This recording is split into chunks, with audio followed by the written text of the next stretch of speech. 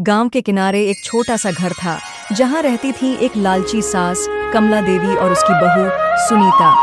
कमला देवी बहुत ही लालची और स्वार्थी थी। वह हमेशा चाहती थी कि उसकी बहू दिन रात काम करे और घर की सारी दौलत उसे ही मिले। दूसरी ओर सुनीता बहुत ही समझदार और होशियार थी। वह जानती थी कि लालच का कोई अंत नहीं होता, इसलिए उसने सास को सबक सिखाने की ठान ली। शादी के बाद सुनीता ने देखा कि उसकी सास घर का सारा काम उसी से करवाती है, लेकिन खाने पीने में भी कटौती करती है। अगर कोई मेहमान आ जाता तो कमला देवी दिखावे के लिए अच्छा खाना बनवाती, लेकिन बाद में बहू को रूखा सूखा खाना ही देती। कमला देवी हर दिन सोने चांदी के गहने पहनती और पड़ोसियों के सामने दिखावा करती, लेकिन जब बहू की बारी आती तो कहती, अरे बहू, गहनों से क्या होता है, असली सुंदरता तो सादगी में है। एक दिन गांव में एक साधु आया। उसने बताया कि जो भी इंसान 7 दिन तक बिना लालच के रहेगा, उसके घर में सोने की वर्षा होगी। यह सुनते ही कमला देवी की आंखें चमक उठीं।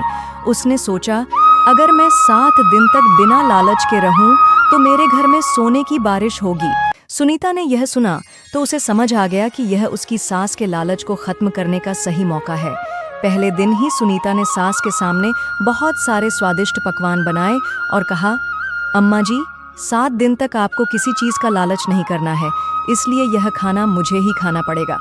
कमला देवी का मन मचल उठा, लेकिन उसने खुद को रोका और सोचा, सिर्फ 7 दिन की बात है, फिर तो सोने की बारिश होगी।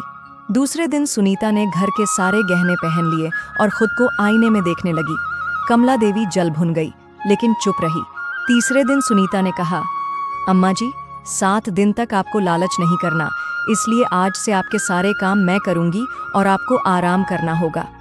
कमला देवी को यह सुनकर बहुत अच्छा लगा। उसने सोचा, वाह, अगर 7 दिन में सच में सोना बरस गया तो फिर यह आराम हमेशा के लिए कर लूंगी। आखिरी दिन सुनीता ने कहा, अम्मा जी, अब बस एक दिन और रह गया है। कल सुबह सोने की बारिश होगी, लेकिन उससे पहले आपको एक परीक्षा देनी होगी। कमला देवी ने पूछा, कैसी परीक्षा? सुनीता ने जवाब दिया, आपको आधी रात तक एक कटोरे में पानी भरकर रखना होगा, लेकिन शर्त यह है कि अगर आप उसमें झांक लेंगी तो सारा सोना गायब हो जाएगा। कमला देवी को लगा कि यह तो बहुत आसान काम है।